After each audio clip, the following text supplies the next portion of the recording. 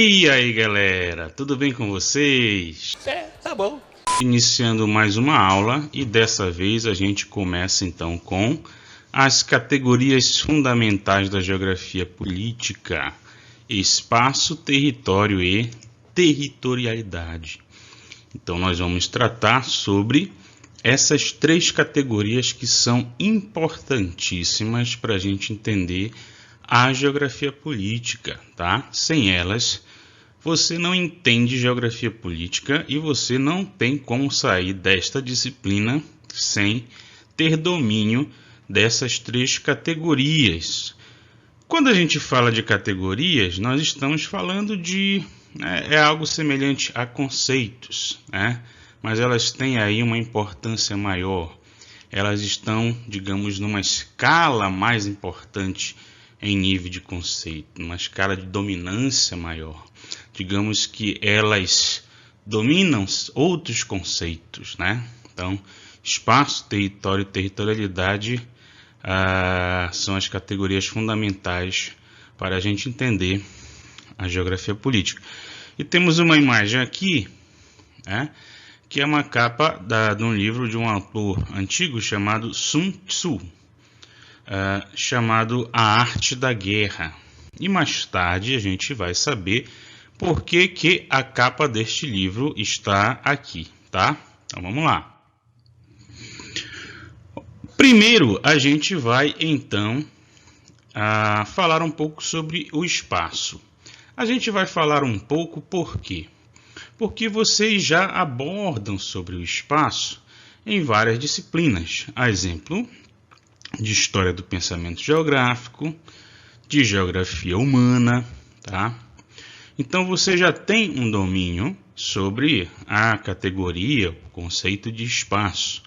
Inclusive em Geografia Humana, vocês com certeza devem ter estudado a respeito do conceito de espaço e sua importância enquanto categoria, né, chave para a geografia, né, enquanto categoria mais importante, tá?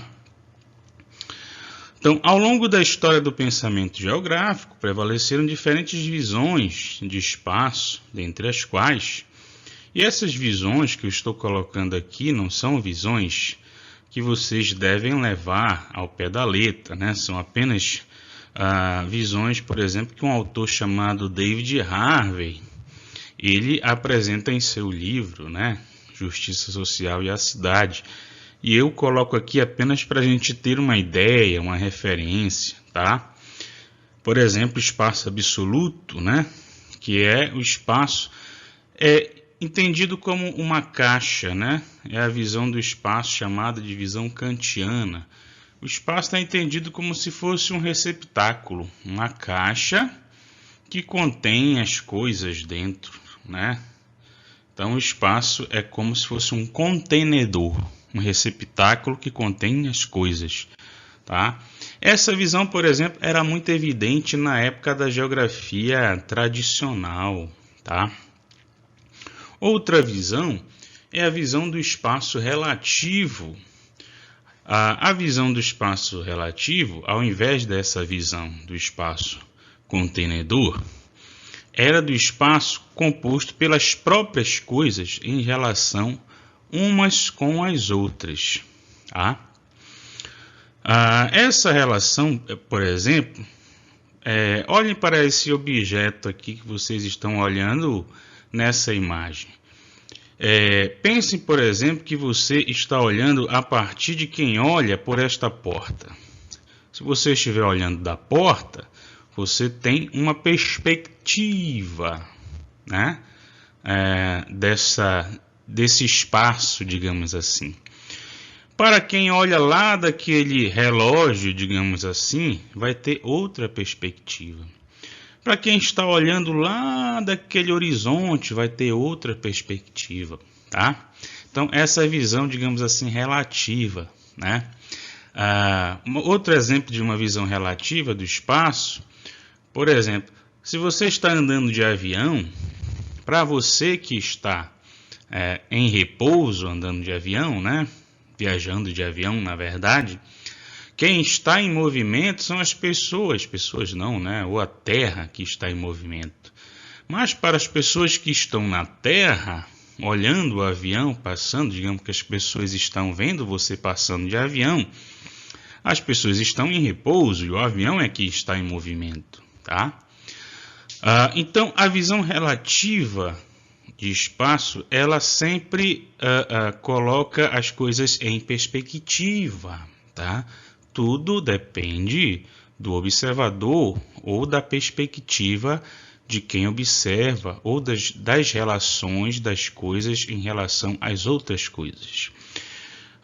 Essa visão era uma visão físico-matemática muito evidente, por exemplo, na geografia teorético-quantitativa, tá? Da década de 50, de 60. Havia também a visão do espaço relacional, né? Há, porque essas três visões elas ainda existem até hoje. No espaço relacional é um pouco mais complexo, tá? Porque o espaço relacional ele nos traz uma dimensão mais dialética das coisas, tá? Cada elemento é o composto de um conjunto de relações sociais. Essa aí ela é mais voltada à teoria marxista, à geografia crítica, por exemplo, tá? Quando a gente pensa, por exemplo, o espaço do ponto de vista relacional, nós não podemos pensar nada na natureza, na sociedade ou na nossa vida que não esteja imerso em um conjunto de relações, tá? Ela avança muito em relação ao espaço relativo, né? Ela é muito relacionada às questões sociais, tá? Mas eu vou dar um exemplo aqui muito básico, por exemplo, em relação a este celular, tá? Eu tenho aqui um celular que é um objeto, tá? Que é um produto.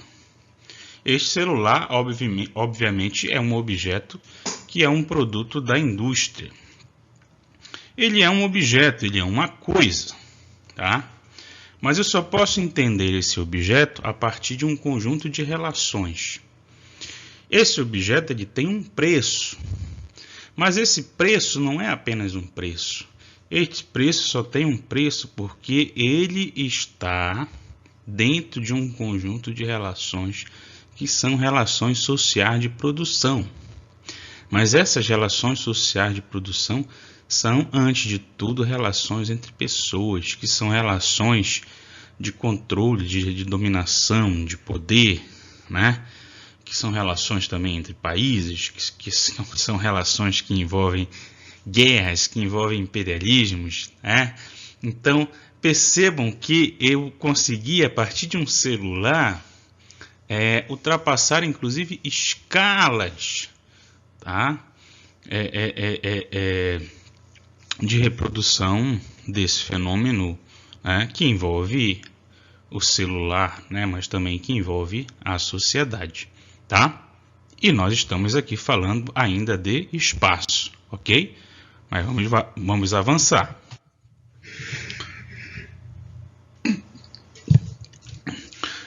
E na geografia, a gente também entende espaço como espaço natural e espaço social.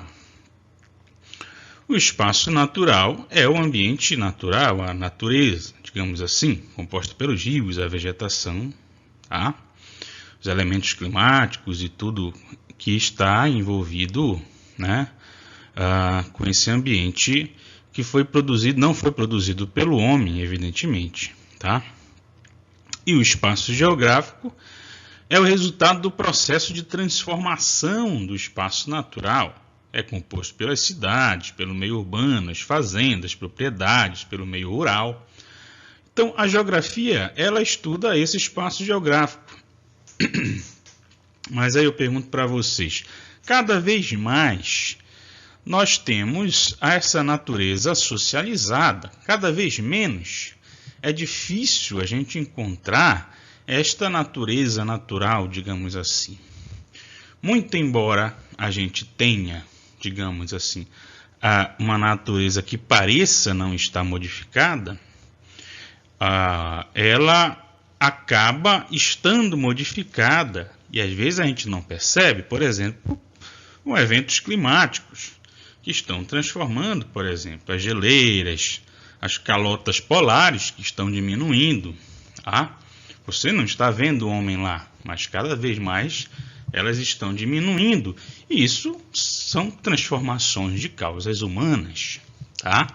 Então percebam que, muito embora a presença do homem não esteja em todas as partes do mundo, cada vez mais esta natureza está sob domínio e controle humano. Tá? Então, é difícil a gente falar em um mundo que não seja mais um mundo de domínio da sociedade. Tá? Então, nós estamos falando disso aqui. Então, nós estamos falando de um espaço que é a natureza socializada. Tá? Aqui nós temos uma cidade. É claro que o mundo ele não é feito de cidades. As cidades são pequeníssimos fragmentos desse mundo. Tá? Mas ele cada vez mais é modificado e é transformado e sofre os efeitos dessa mudança humana. Tá? E qual a importância, então, dessa categoria espaço, já que estamos falando dele, não é isso? Para a geografia política. Nós já falamos um pouco nas nossas aulas sobre o espaço vital, não é isso? Que para o Hatzel, né, Friedrich Hatzel, o espaço vital era um pouco sinônimo de território, né? E a gente vai falar mais um pouco sobre isso. Tá? Mas hoje, atualmente, né, falando na contemporaneidade,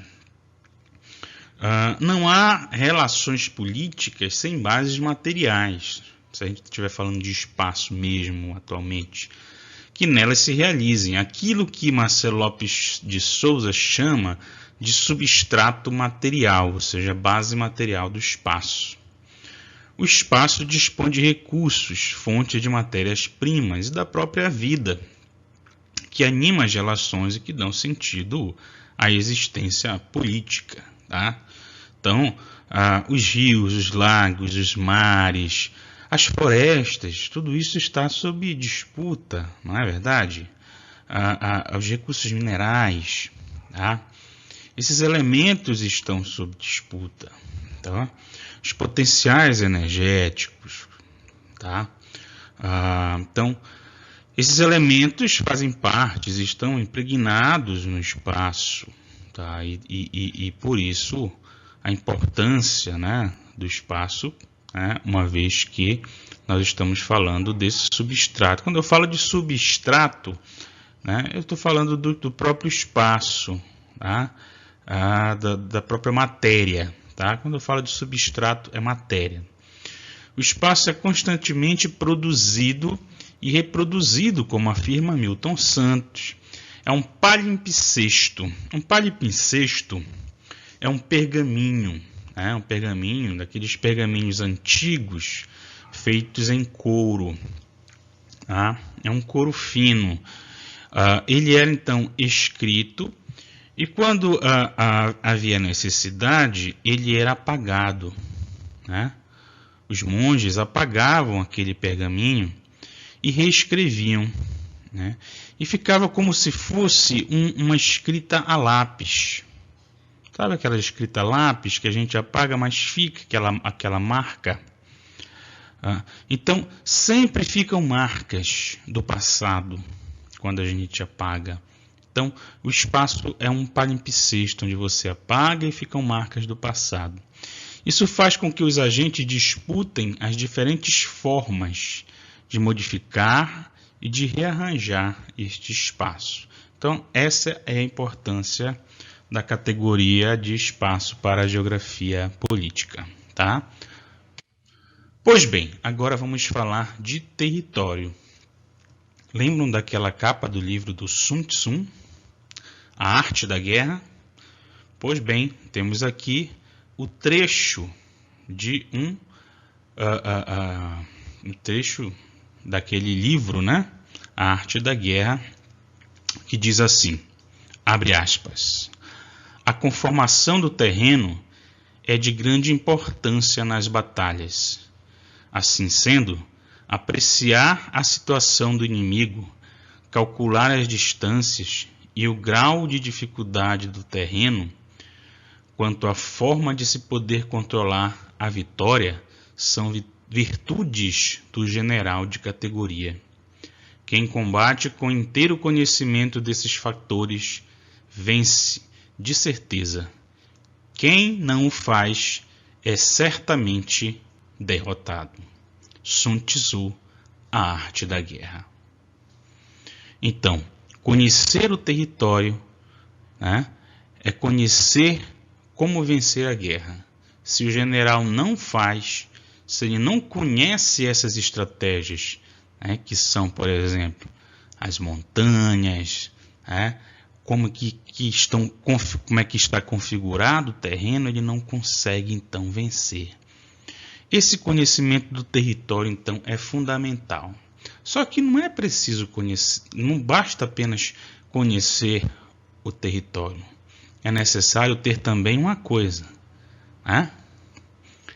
Estratégia, tá? Digamos então que conhecer o território é um fator, né? É o fator espacial. O território é o fator espacial. A estratégia é o fator territorial. Tá? Vamos já entender isso melhor. Território, conceito básico. Agora vamos entrar no território. Percebam aí. Território é fundamentalmente um espaço definido e delimitado por e a partir de relações de poder. Tá? E agora a gente vai entrar em vários conceitos que são definidos aqui naquele livro, né, no texto que eu passei para vocês, do Marcelo Lopes de Souza. Tá? O poder por Hannah Arendt. O poder corresponde à habilidade humana, tá? De não apenas agir, mas agir em uníssono. Então, Hannah Arendt, a autora judia, tá? Ela diz o seguinte: o poder então corresponde à habilidade humana de não apenas agir, mas agir em uníssono. O que é agir em uníssono? Tá? Aqui tem uns cantores, né, de canto gregoriano. Já ouviram falar de canto gregoriano? Dorime. Canto gregoriano, aqueles cantos católicos, eles eram cantados em uma única voz. Dorime. Tá? Em uníssono. Quer dizer então que é falar em um único som, tá? Em comum acordo. O poder jamais é propriedade de um único indivíduo. Pertence ele a um grupo e existe apenas enquanto o grupo se mantiver unido. Quando dizemos que alguém está no poder, estamos na realidade nos referindo ao fato de encontrar-se esta pessoa investida de poder por um certo número de pessoas para atuar em seu nome. No momento em que o grupo de onde originasse o poder, potestas in populo, sem um povo ou um grupo, não há poder, desaparece. O seu poder também desaparece. Né? Olha que legal! E ela traça, então, esse paralelo entre poder e violência. Olha só, tá? Então, percebam que são opostos. De um lado, o poder, e de outro, a violência. E eu até coloquei aqui dois lados para vocês entenderem em duas situações, né? Para a gente entender aqui, tá? De um lado, a situação aqui da polícia reprimindo um movimento, né? Que eu classifiquei aqui, né? Digamos que pensando no argumento da Hannah Arendt, de violência. Isso aqui é quando já há ausência de poder, porque você já está agindo com violência, as pessoas já não estão ouvindo aquilo que você quer dizer, tá? Já há, então, ausência de poder. Esse aqui, não sei se algumas pessoas já conhecem esse cidadão, é o Chico Mendes. Ele foi líder do sindicato dos seringueiros no Chapuí. As pessoas seguiam Chico Mendes sem ele precisar agir com violência. Por quê? Porque ele era um líder nato, né? Ele era um líder nato. Então ele fazia a sua liderança sem precisar agir com violência, tá? Porque ele tinha então em sua personalidade e agia de uma forma comunitária, né? Aquela comunidade também, né? O colocava naquela situação por sua própria vontade, tá? Então a única forma de pará-lo foi com a sua própria morte, no caso lá do oposto ao dele, né? Que foi a ditadura militar. A ditadura não, né? Que foi um desafeto político, né? Isso, um fazendeiro que o assassinou, né? Isso, a única forma de pará-lo foi a própria morte, tá? E aí são os lados opostos. Então, a gente voltou a falar de poder para voltar a falar de território, tá? Porque a gente falou de poder na última aula, não é isso? Que foi a nossa aula síncrona. Então, vamos lá. Segue o barco. E voltamos então agora a território novamente e voltando a falar de Friedrich Hatzel novamente. Associação entre território e Estado-nação. Então, a primeira associação que se faz entre território é a associação com o Estado-nação. Então, como vimos, para Hatzel, o território era essencialmente fixado no território político do Estado. Representa uma união do povo vivo com o solo, o Bodem. Nas palavras de Hatzel, exclusivamente o solo, o Bodem, dá coerência material a um Estado, vindo daí a forte inclinação, sobretudo, da organização política, que naqueles, né, vinha se apoiar, como se ele pudesse forçar os homens, que toda sorte permanecem separados, gerando uma coesão. Então o Estado ele viria da coesão aos homens. Quanto maior for a possibilidade de fragmentação, tanto mais importante se torna o solo, o Bodem, que significa tanto o fundamento coerente do Estado, quanto o único testemunho palpável e indestrutível de sua unidade. Então, isso aqui são palavras do Hatzel. Então, para o Hatzel, o Estado-nação, ele vinha então como um fator de coesão para este solo pátrio, né, que era o Bodem. Então, a primeira vinculação entre território e Estado-nação, ela viria a partir de Friedrich Hatzel, tá? Para além da relação entre território e Friedrich Hatzel, existe outra, do território enquanto um campo de forças, tá? E aí tem aí um exemplo, né, só ilustrativo de vários paraquedistas, né? Isso. Alguns conseguem se unir, outros já separados aí. Isso até que ilustra um pouco, né, um campo de forças. É até interessante essa imagem. Aqui o território será um campo de forças, uma teia, uma rede de relações sociais que determina um limite ou uma alteridade. Tá? O que é uma alteridade? A alteridade é a relação que você tem com o outro. Tá? A diferença entre nós, o grupo, os membros da coletividade ou comunidade, os insiders, e os outros, os de fora, os estranhos ou os outsiders, tá? Vou dar um exemplo logo básico para a gente não se confundir. Por exemplo, né, no caso de um dos aldeamentos indígenas, né, sempre há questões, por exemplo, que envolvem os aldeamentos indígenas, quando, por exemplo, há a chegada de um estranho, né? Quando há a chegada de um estranho, quem é de fora e quem é de dentro, tá? Mesma coisa, comunidade quilombola, quem são os insiders, interno, insiders, interno, outsiders, out em inglês, né? Fora, né? Interno, out, fora, tá?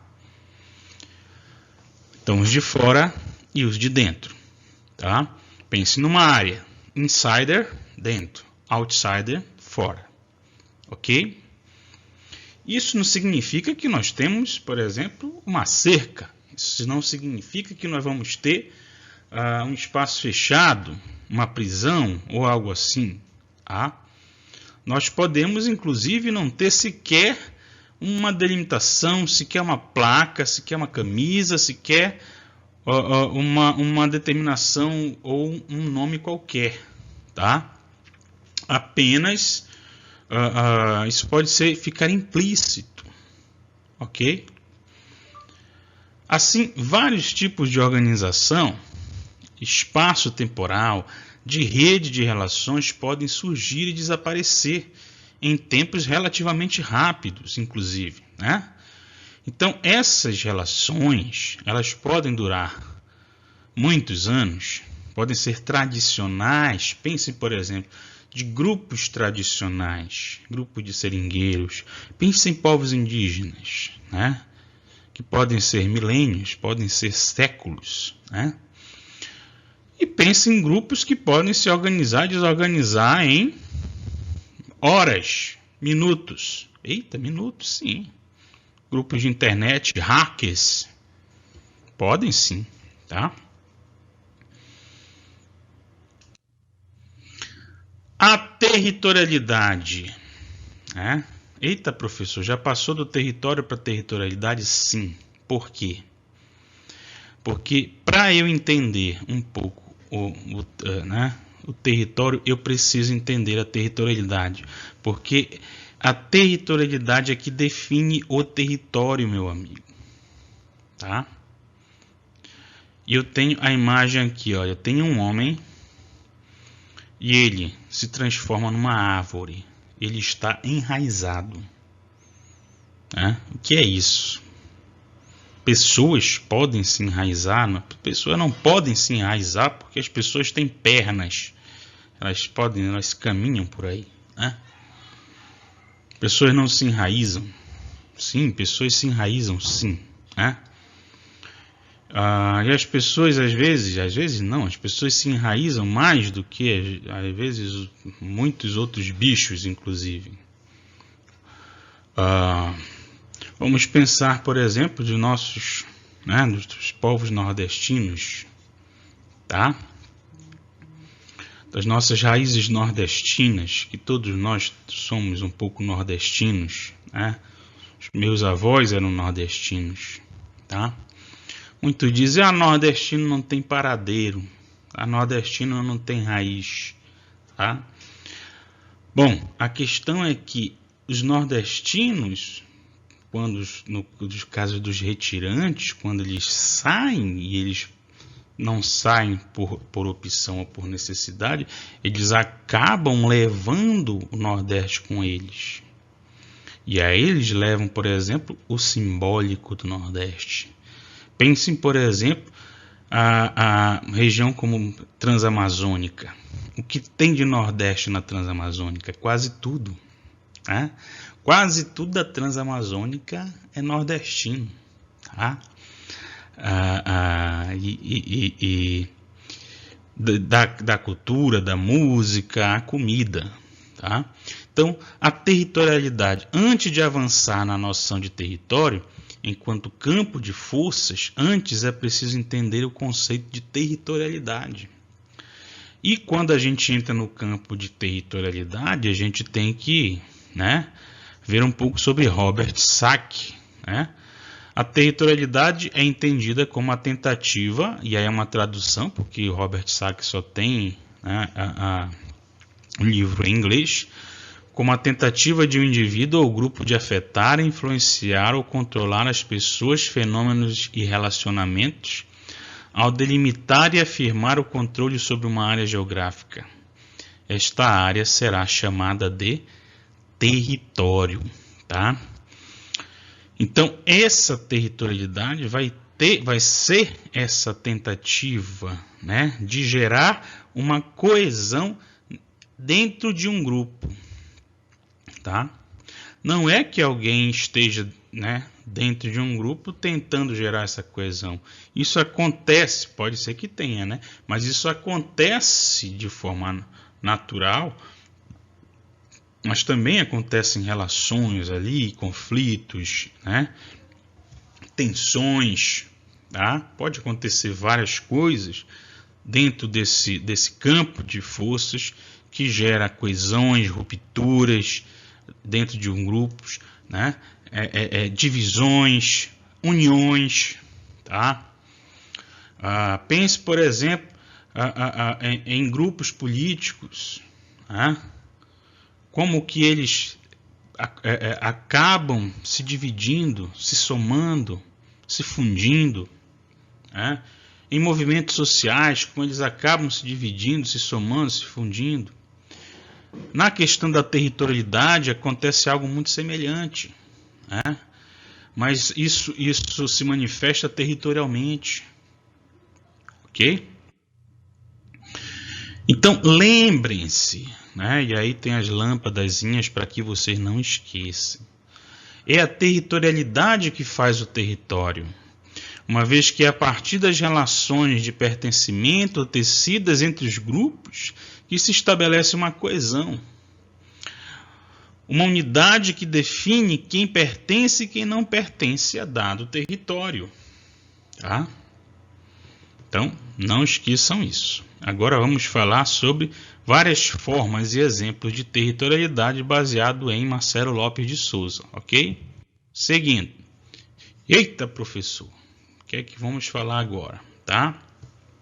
E aí temos duas mulheres em uma via, e o que isso significa? Bom, nos estudos sobre a territorialidade, Marcelo Lopes de Souza ele nos dá vários exemplos que envolvem estudos sobre prostitutas e travestis no Rio de Janeiro, tá? Por quê? Porque esses estudos trouxeram trabalhos importantíssimos sobre territorialidades cíclicas, né? É uma coisa só, tá, gente? São 3 nomes que definem uma coisa só. Cíclicas móveis ou flutuantes. É uma coisa só. Você pode chamar de cíclica, de móvel ou de flutuante. Vamos chamar de territorialidade móvel, tá? Alteram-se conforme o tempo. Em meses, anos ou horas. Ela se movimenta, tá? Sem mudança expressiva no substrato espacial. O que isso quer dizer? Isso quer dizer que o espaço permanece o mesmo, só muda o território, tá? Como assim?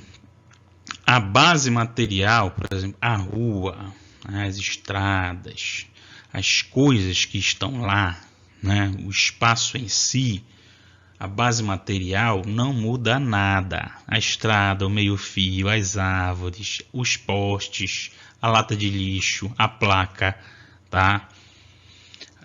Os comércios, todos ficam do mesmo jeito, tá?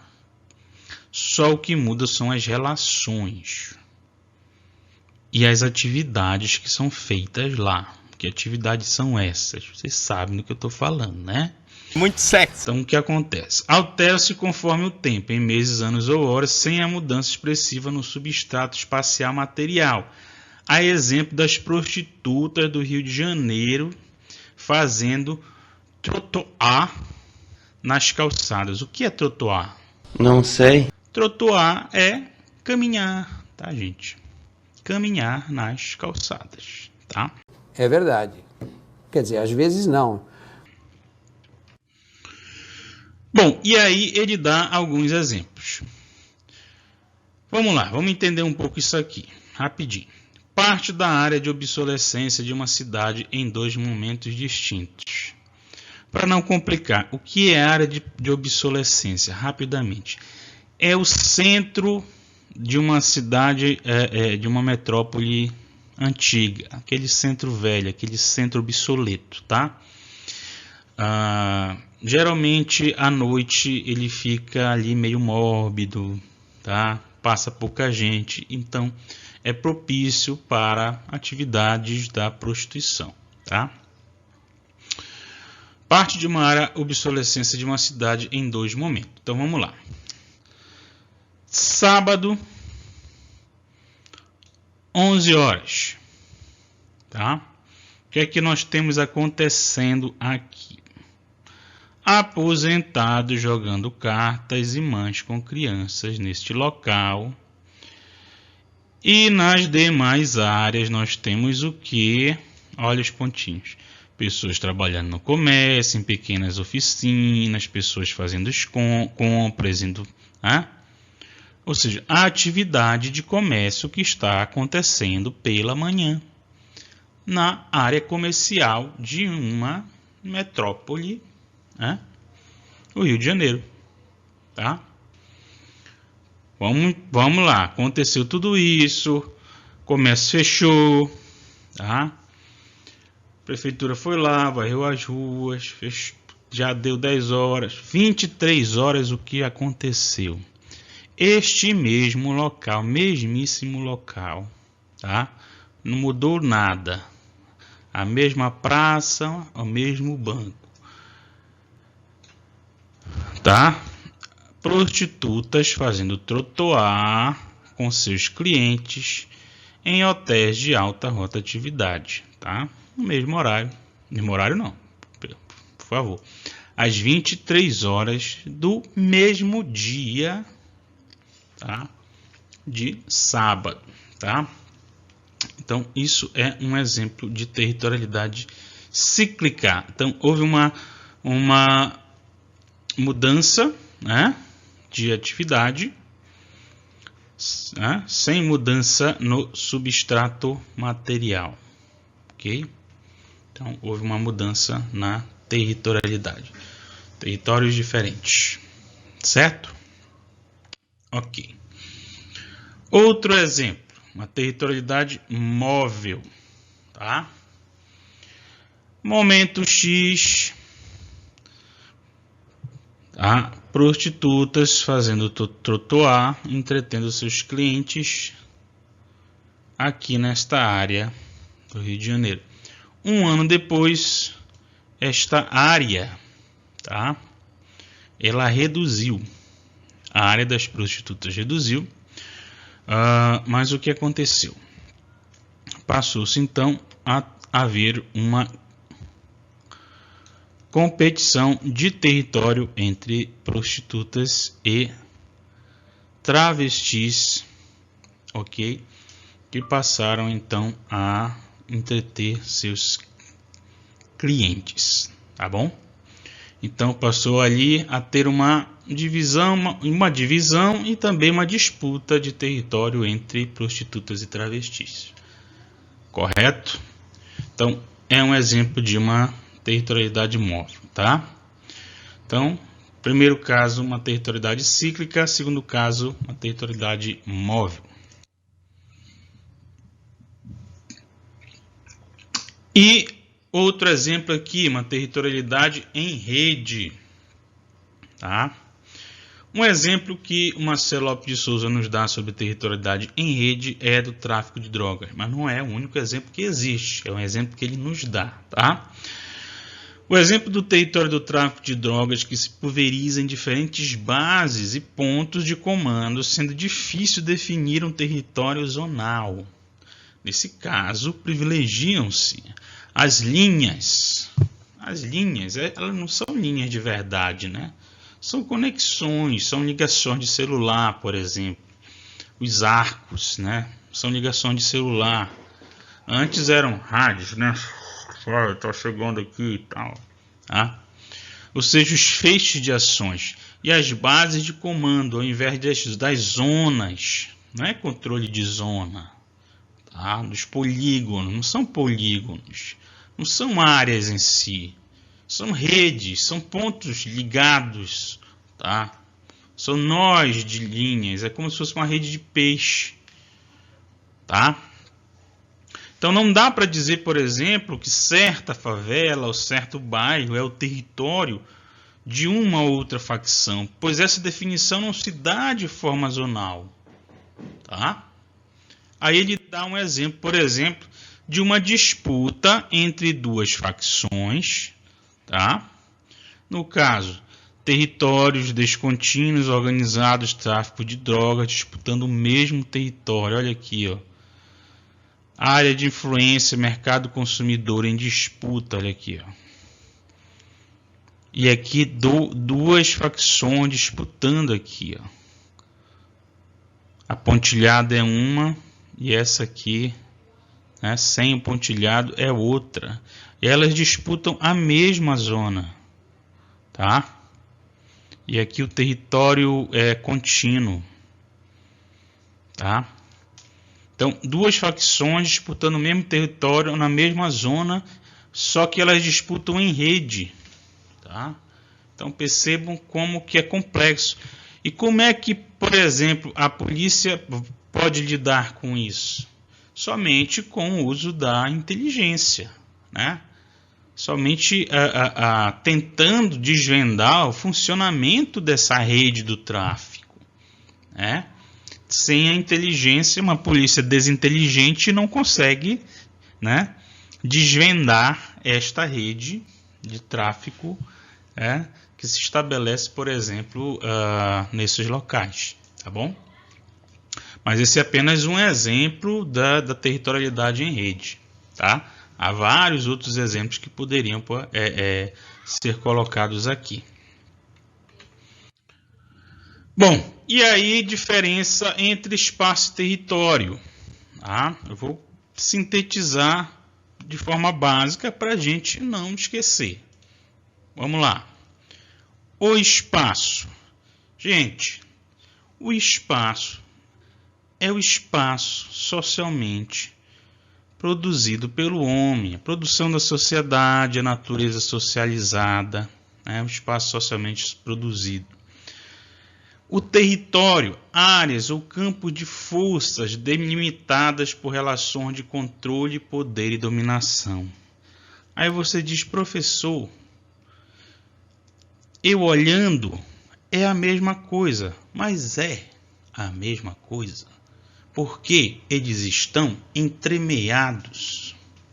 Espaço e território estão entremeados.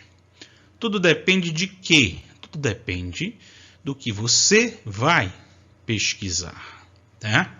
Se você se propõe a olhar, por exemplo, para Altamira e para a relação, por exemplo, entre Altamira e Belo Monte do ponto de vista espacial, você tem uma frente de análise, tá?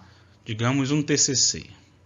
Se você vai analisar do ponto de vista espacial, você tem uma frente de análise. Do ponto de vista territorial, outra frente de análise. E é assim que funciona, tá?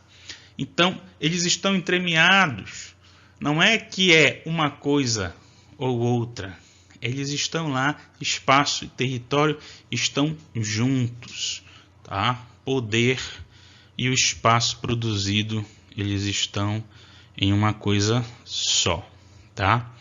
Eles estão aqui, né, na nossa realidade enquanto espaço socialmente produzido, tá? Então, essa foi a nossa aula de hoje. Espero que tenham gostado, tá, gente? Que deu trabalho para fazer. E até a próxima aula, tá bom? Tchau, um abraço.